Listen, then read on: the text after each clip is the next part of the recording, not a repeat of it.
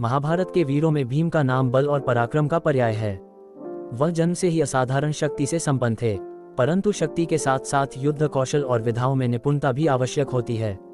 पांडवों के गुरु द्रोणाचार्य ने उन्हें अनेक प्रकार के अस्त्र शस्त्रों की शिक्षा दी, लेकिन गदा युद्ध में पूर्ण पारंगत बनाने का कार्य स्वयं बलराम ने किया। बलराम श्री कृष्ण के बड़े भ्राता और यदुवंश के सर्वोच्च योद्धा गदा युद्ध में अतुलनीय माने जाते थे। गदा युद्ध का प्रारंभ कौरव और पांडव युवावस्था में प्रवेश कर चुके थे। हस्तिनापुर में हुए शस्त्रविद्या के प्रदर्शन में सभी राजकुमारों ने अपनी अपनी योग्यताओं का परिचय दिया। अर्जुन की धनुर्विद्या सबको चमत्कृत कर गई और वहीं भीम की बल प्रदर्शन ने सभा को स्तब्ध कर दिया। जब द्रोणाचार्य ने देखा कि भीम का झुकाव गदा युद्ध की ओर है, तो उन्होंने विचार किया कि उसे इससे अधिक कुशल प्रशिक्षण की आवश्यकता है। द्रोण ने ये जिम्मेदारी बलराम को सौंपने का निर्णय लिया, क्योंकि बलराम उस युग में गदा युद्ध के सर्वोच्च आचार्य थे। कृष्ण ने बलराम से विनम्र निवेदन किया, हे भ्राता, भीम और दुर्योधन दोनों ही आपके शिष्य बनना चाहते हैं। आप कृपा करके दोनों को समान रूप से शिक्षा दें। बलराम मुस्कुराए और बोले, मुझे प्रसन्नता है कि ऐसे बलशाली युवकों को मैं शिक्षित करूंगा, किंतु याद रखो, गदा एक ऐसा शस्त्र है जो केवल बाहुबल से नहीं, मस्तिष्क से भी चलाया जाता है। गुरुकुल में शिक्षा का प्रारंभ। बलराम के पास मथुरा के समीप एक गुप्त आश्रम था, जहाँ विशेष शिष्यों को शिक्षा दी जाती थी। वहां भीम और दुर्योधन को एक साथ बुलाया गया। यह आश्रम प्रकृति के बीच स्थित था, जहां पत्थरों से लेकर वृक्षों तक सबको शस्त्र की भांति उपयोग करने की कला सिखाई जाती थी। शुरुआत में बलराम ने उन्हें गदा पकड़ने की सही विधि सिखाई। गदा को केवल एक हथियार नहीं, एक साथी की तरह समझना था। उन्होंने कहा, गदा का भार तुम्हें नीचे नहीं गिराना चाहिए, बल्कि तुम्हारा भार गदा से संतुलित होना चाहिए। भीम ने गदा को पहले ही दिन सहजता से उठा लिया।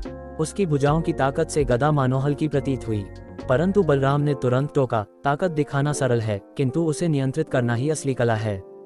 दैनिक अभ्यास और संघर्ष। भीम और दुर्योधन प्रतिदिन भोर से पहले उठते, योग और प्राणायाम करते और फिर बलराम के निर्देशानुसार युद्ध कौशल का अभ्यास करते। प्रारंभ में दोनों के बीच मित्रता सी थी, परंतु जैसे जैसे अभ्यास कठिन होता गया, प्रतियोगिता भी तीव्र हो गई। एक बार बलराम ने उन्हें लकड़ी के बड़े खंभे दिए और कहा, इससे लड़ो, लेकिन एक भी बार नीचे गिराए बिना। भीम ने खंभे को आधे मिनट में चकनाचूर कर दिया, जबकि दुर्योधन ने उसे देर तक संतुलित रखकर मारा। बलराम ने दोनों की ओर देखा और बोले, भीम, तुम्हारा बल अद्वितीय है, पर धैर्य सीखो।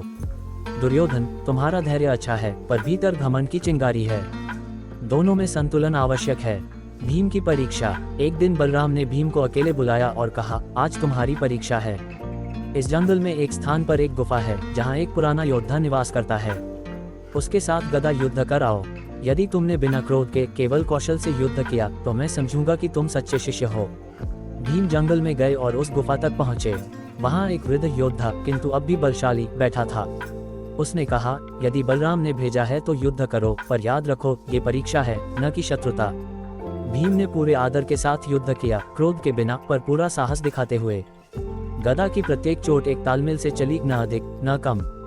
वृद्ध योद्धा मुस्कुराया और बोला, तुम्हारी गदा में अब संगीत है, केवल शोर नहीं। जब भीम आश्रम लौटे, बलराम ने उन्हें गले से लगाया। अब तुम केवल बलवान नहीं, परिपक्व भी हो गए हो। गदा युद्ध तुम्हारे हाथों में न्याय का अस्त्र बन सकता है। अंतिम शिक्षा। गदा युद्ध केवल रणभूमि का शस्त्र नहीं था, यह आत्मसंयम, संतुलन और निर्णय का प्रतीक था। बलराम ने भीम को यह भी सिखाया कि गदा को तभी उठाना चाहिए जब शब्द और तर्क असफल हो जाएं। याद रखो भीम, बलराम ने कहा, गदा उठाना सरल है, पर उसे न्याय के लिए उठाना वीरता है। अन्याय के विरुद्ध तुम्हारा यह हस्त जब चलेगा, तो धर्म स्वयं तुम्हारे साथ होगा। गुरुदक्षिणा। शिक्षा पूर्ण होने पर बलराम ने उनसे गुरुदक्षिणा मांगी। भीम ने सिर झुकाकर कहा, हे गुरु, मेरी गदा और जीवन दोनों धर्म के लिए समर्पित हैं। जो भी कार्य आप मुझे देंगे, वह मैं करूंगा।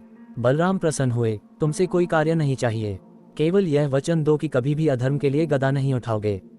भीम ने वचन दिया और उसी दिन से उन्होंने गदा को धर्म और न्याय का प्रतीक मान लिया। योजक चिन्ह, योजक चिन्ह, योजक चिन्ह। उपसंहार। भीम की यह शिक्षा कालांतर में महाभारत के युद्ध में अत्यंत उपयोगी सिद्ध हुई। जब उन्होंने दुशासन और दुर्योधन जैसे अधर्मी कौरवों के विरुद्ध गदा उठाई, तो उसमें न केवल बल था, बल्कि बलराम की दी हुई दृष्टि और संयम भी था। गदा, जो पहले केवल एक भारी शस्त्र थी, अब धर्म का वज्र बन चुकी थी और उसे धारण करने वाला था महाबली भीम।